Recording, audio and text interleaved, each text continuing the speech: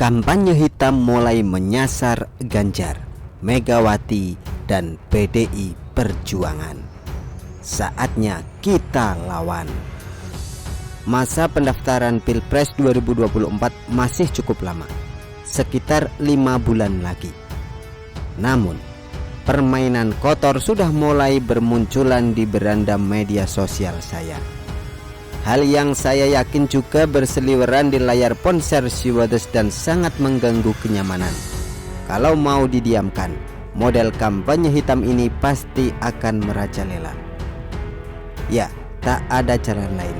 Langkah yang paling tepat adalah bangkit dan mulai berusaha melawan sekuat tenaga lewat apa yang saya bisa, antara lain dengan menulis artikel ini. Belum lama ini saya mengulas soal berita fitnah yang ditunjukkan pada Ganjar Pranowo. Capres yang diusung oleh PDI Perjuangan itu sedang memeluk istrinya sendiri dalam suatu acara. Lantas dinarasikan memeluk wanita lain dengan birahi. Seolah belum cukup, muncul lagi unggahan Ganjar sedang terlihat bermesraan. Lantas disertai narasi bahwa Ganjar adalah penggemar pornografi.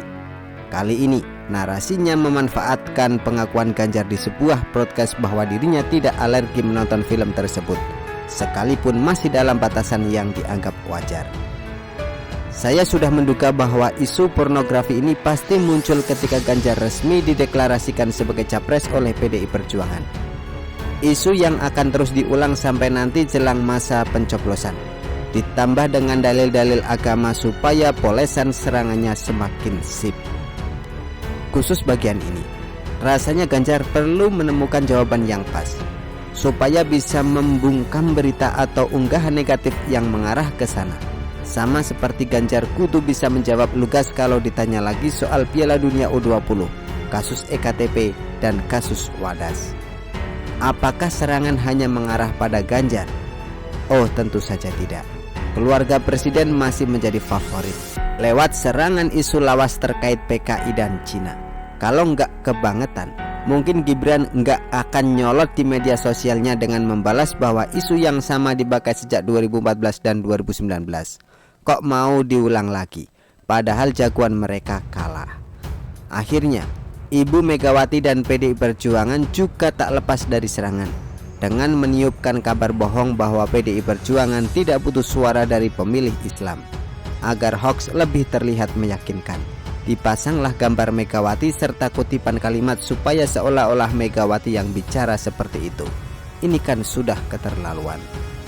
Hanya merenungkan akan semua ini membuat saya menyimpulkan, bagi para penyebar hoax dan fitnah itu, mungkin persaingan secara sehat, fair play, menjaga keutuhan, dan bersama membangun bangsa tidak ada dalam kamus kehidupan mereka, karena sudah penuh dengan kebencian, dendam membara, kebodohan, kedegilan, ditambah hati nurani yang sudah nyaris mati.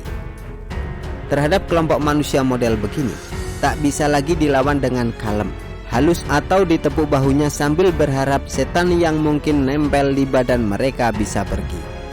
No, cara-cara kampanye kotor kudu dilawan dengan segenap hati, tenaga, daya, dan kreativitas, tanpa meluapkan pentingnya menyelipkan humor-humor asik dalam menuangkan konten politik. Yakinlah di kubu mereka atmosfernya akan sangat kaku, karena hidup mereka bak kanebo kering. Jangankan guyon sampai ngakak, buat tersenyum tulus saja mungkin malah yang keluar seringai. Kan ngeri kalau begitu. Jadi tampaknya mereka sudah mulai memanaskan situasi, sehingga kita pun kudu segera bangun, sing-singkan lengan baju, dan bersiap buat melawan. Tak ada kata mundur demi masa depan bangsa ini, juga demi terpilihnya Presiden RI yang mumpuni sebagai penerus kepemimpinan Presiden Jokowi pada 2024 nanti. Begitulah kura-kura. Artikel yang diambil dari syuhur.com, ditulis oleh Widodo SP. Bagaimana menurut Anda?